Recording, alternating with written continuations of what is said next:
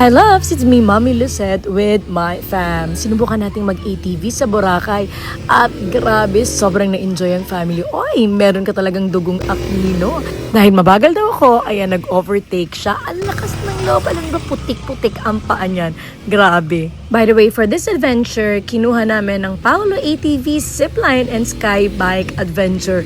Sobrang nag-enjoy kami. Panoorin niyo yung mga susunod na vlogs namin para sa mga iba pang activities dito sa Paolo. At dahil nga magaling sa ATV si Athena, number 1 siya sa amin. Siyempre, second placer ako. Pangatlo, si Kuya King. Pang-apat, si Empress. At ang panghuli ay si Alan. Hindi dahil mabagal siya, kundi dahil binabantayan niya kaming lahat. Pinauna niya kami. O, diba?